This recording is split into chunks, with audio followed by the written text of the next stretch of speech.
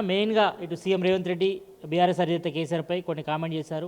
మరి ఆయన 2 సార్లు ఉరి తీయాలని కూడా మాట్లాడారు. మరి సీఎం రేవంత్ రెడ్డినే 2 సార్లు ఉరి తీయాలి, కేసీఆర్ని కాదంటూ కూడా కొన్ని హాట్ కామెంట్ జరిగింది ఎమ్మెల్సీ కవిత. అంటే ప్రధానంగా రేవంత్ రెడ్డి గారి భాష గురించి కల్వకుంట్ల కవిత గారు మాట్లాడుతున్నాం. భాష విషయంలో కేసీఆర్ గారి గురించి అందరూ తెలుసు. తెలంగాణ రాష్ట్రంలో బూతుల సంస్కృతి తీసుకొచ్చిందే బీఆర్ఎస్ పార్టీ, అదేవిధంగా కేసీఆర్ గారు. మరి కేసీఆర్ గారు ఎన్నిసార్లు ఉరి తీయాలి? మరి తప్పు చేసిన ఉరి చేయకపోతే ఏం చేస్తారు? కసబ్ తప్పు చేసిన వాడు ఉరి తీసిండు. ఇరిగేషన్ ప్రాజెక్టులలో మీ అయ్యా తప్పు చేసిన కాబట్టి ఉరి తీయాలని చెప్పిండు.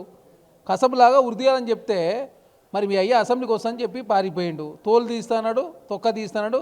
లాస్ట్కు 3 నిమిషాలు మాత్రమే అసెంబ్లీ నుండి వెళ్ళిపోయిన పరిస్థితి మనం చూసినాం. 7 సార్లు అసెంబ్లీ జరిగితే 3 సార్లు మాత్రం అసెంబ్లీకి వచ్చిండు.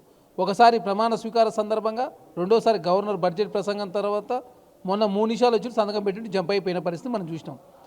ఏమన్నాడు? నేను వస్తున్నా, తోలు తీస్తే ఇక చర్చకు సిద్ధమా అని చెప్పిండు. కాంగ్రెస్ ప్రభుత్వం ముఖ్యమంత్రి రేవంత్ రెడ్డి గారు చాలా స్పష్టంగా చర్చకు సిద్ధంగా ఉన్నాం, ఈరోజు 2వ తారీఖు 3వ తారీఖు చేద్దామని చెప్పేసి ముందస్తుగానే ప్రకటించాడు.